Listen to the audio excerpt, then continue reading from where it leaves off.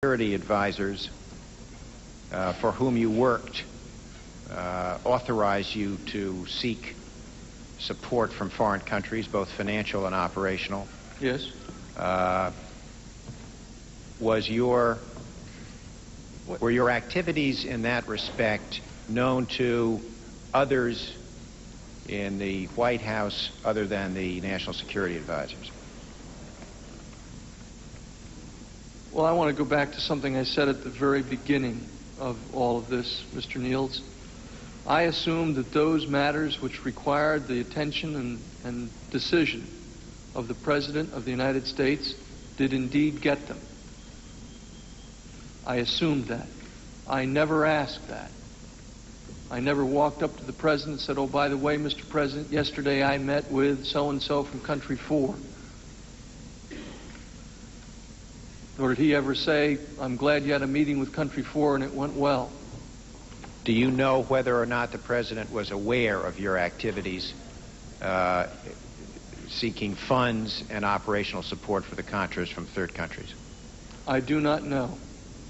I assumed that he did. What was the basis of your assumption?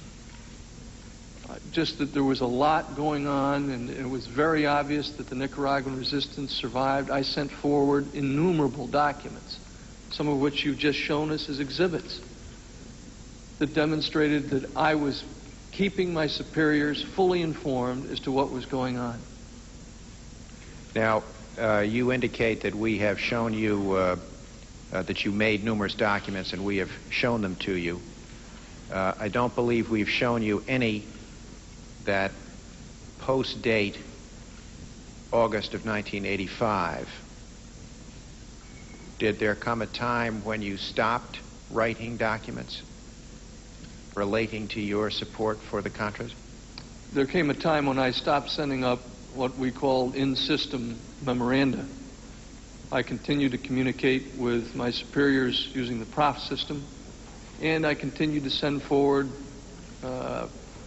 non-log or out-of-system documents, yes. And where are they? Well, the prof's notes you've got, I guess. Where are the non-log documents? I think they were shredded. And the prof's messages you thought had been deleted? I had hoped that they had been, yes.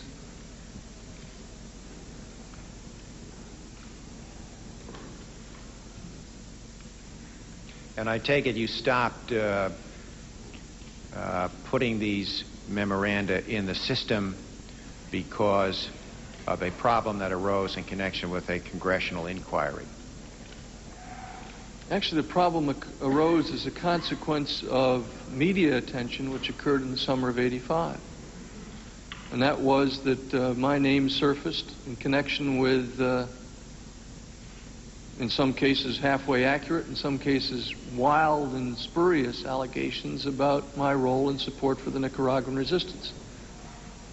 Well, we'll get back to this in more detail later, Colonel North, but are you saying that your decision to stop putting these documents in the system had nothing to do with the fact that they were pulled out of the system by Mr. McFarland for the purpose, in response to a congressional request for documents?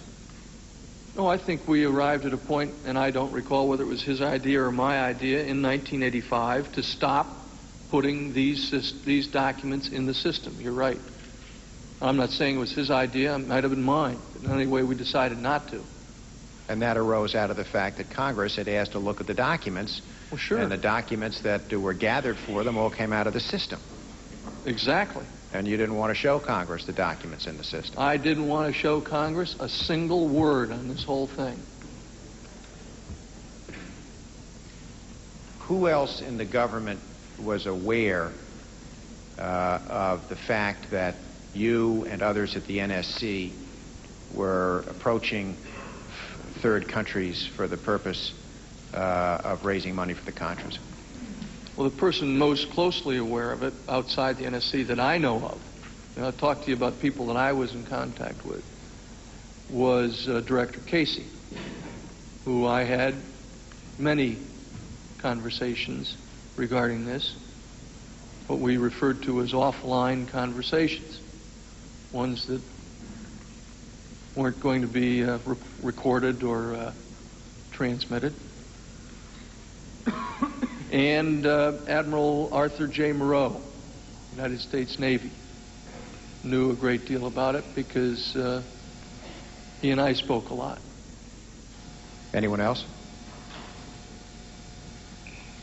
Well, you're probably going to show me a document where I talked to somebody else, but that's about, the limit of government officials that I talked to. Obviously, from what you can see here on the 4th of February, there were others who were aware within the United States government.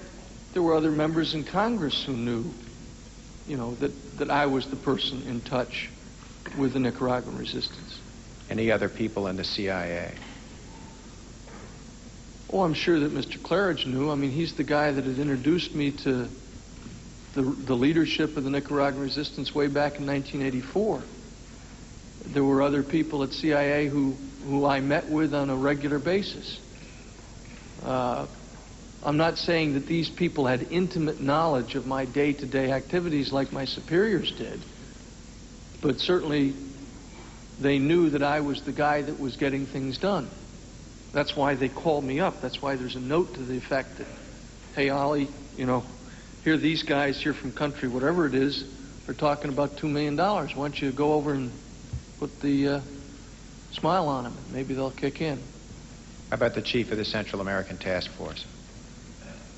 Oh, I'm sure that he had a detailed grasp of, well, I say a detailed grasp. I'm sure that he had an adequate sense of what I was doing.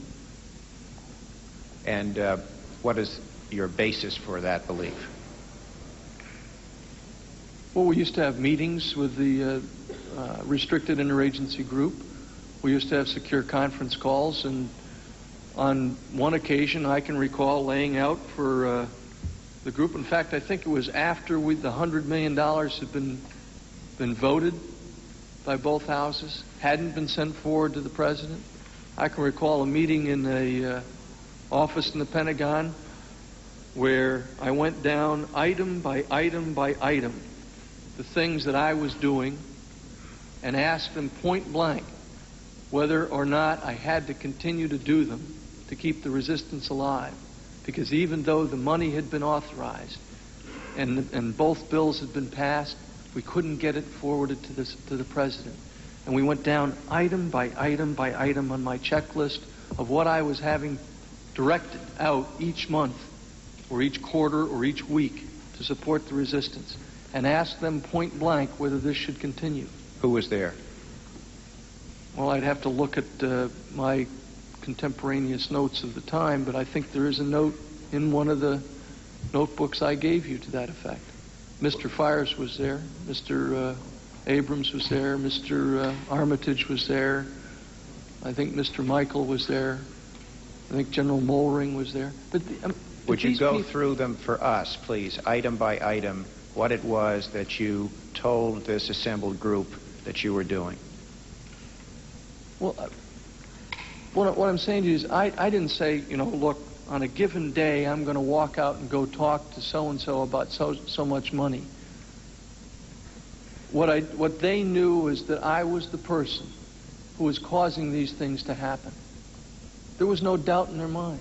That's why when an airplane goes down in Honduras, they call me to get the bodies home and to pay the costs. That's why when somebody needs something done in the case of this contact right here you pointed out as part of exhibit number 79, they called me. These people knew what I was doing. They knew that it was a covert operation being conducted by this government to support the Nicaraguan resistance. My question is, could you indicated that during this meeting at the Department of Defense, the Pentagon, you went down item by item. Would you go down for us, item by item, what it was that you told me? I don't have the list before me, but I gave copies of that to you. It's in the stuff that I gave to you, 7 binders full. Did you discuss the resupply operation? I think so. Did you discuss efforts to obtain armaments? Probably, yeah. I mean, I'm talking about aid to the internal opposition, food, clothing, medical supplies, etc. I think it was all on that list. Tick, tick, tick, tick, tick. Including munitions? I'm not absolutely sure that it says munitions. It might have just said logistics, and it might have just said air support, and it might have just said certain things about the internal activities. But you've got it. And along with the list of names of the people that were there at the meeting.